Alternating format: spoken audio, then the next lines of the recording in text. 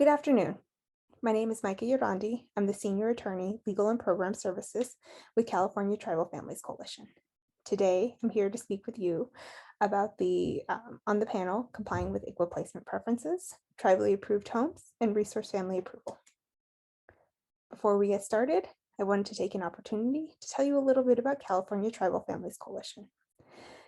CTFC is a successor organization to the 2017 California ICWA Compliance Task Force report.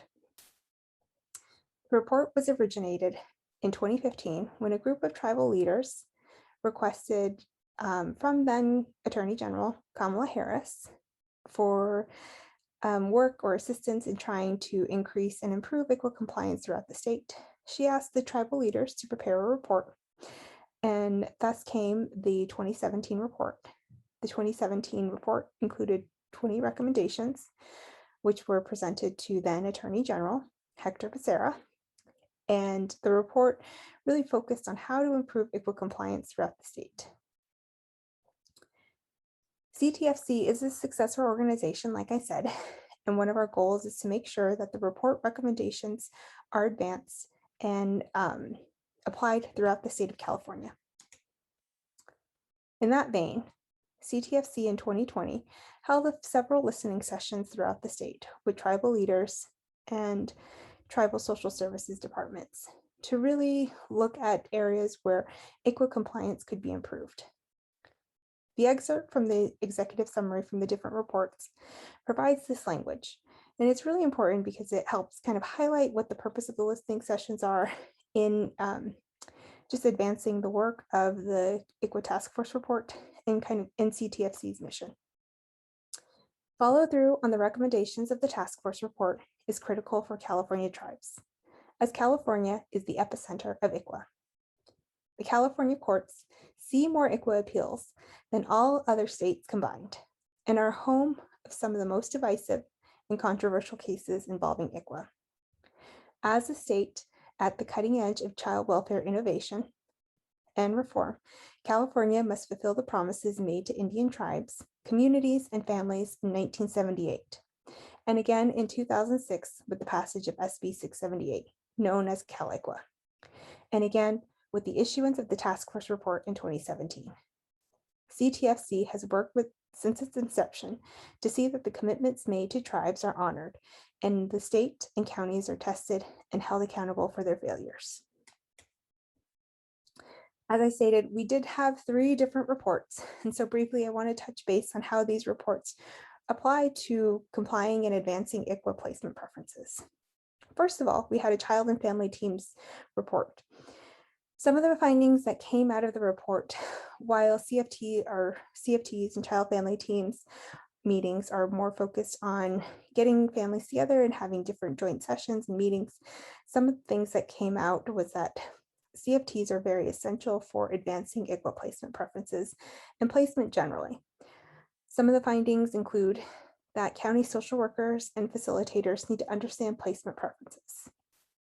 Oftentimes, there's looking to the tribes to explain it, and it becomes a little challenging when the placement preferences and the need for following the placement preferences is not shared appropriately.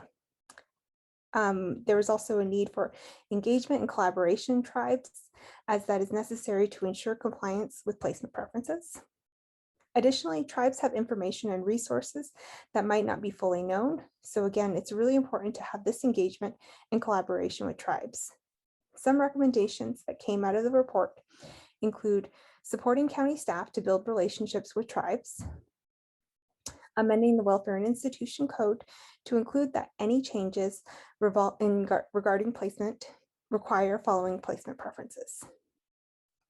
We will have a link for the Child and Family Teams report in the materials provided, but this is just kind of the front page of our report. So when you are looking for it and you find it, you can easily access it. The other report that we had was on tribal customary adoption and resource family approval. The findings that came from this session included that there were no funding for home assessments or home evaluations for tribally approved homes. Oftentimes, tribes are underfunded or they don't have all of the resources that are necessary to send out their one social worker to do, who is case carrying, to also do the home evaluations and assessments.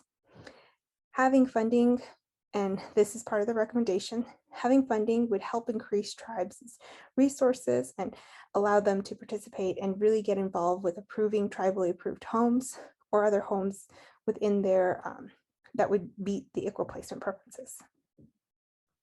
Additionally, tribes have noted that there is a county preference to use the resource family approved homes. Part of the challenge with this is that currently RFA does not have a process for incorporating the prevailing social and cultural conditions of the child's tribe. AB 686 was recently passed, and based off of that, there is now a requirement that RFA homes apply the prevailing social and cultural conditions of an Indian child's tribe when conducting the RFA approval. Because of that, and well, despite that, there is still a need to develop written directives to address the cultural requirements of the RFA process. CTFC would recommend that there would be increased funding for assessments to be provided to tribes, and that there would be a development of written directives to address the cultural requirements in the RFA process. Lastly, we had a couple of listening sessions on tribal criminal background checks. From our findings, we found that only 18 tribes have SB 1460 approval. And SB 1460 access basically means that tribes are able to conduct their own criminal background checks for their own tribally approved homes. However, these 18 tribes, despite having SB 1460 approval, do not have access to emergency approval processes. There is also existing guidance that requires tribes who don't have SB 1460 approval to affirmatively request that a county conduct the criminal background check for tribally approved homes. These challenges make it difficult for many tribes to conduct their own criminal background checks and approve their own tribally approved homes. And it makes it difficult in terms of following the ICWA placement preferences. Our recommendations that came from the report include providing tribes with emergency access and clarification that tribes do not bear the burden of affirmatively requesting background checks from the county. There was nothing in legislation that shifted the burden from tribes to affirmatively requesting this, and so that is one of our recommendations moving forward. We just wanted to do a quick overview of our different reports. Again, they will all be linked in the materials, and we hope that you enjoy the rest of the session. Thank you very much.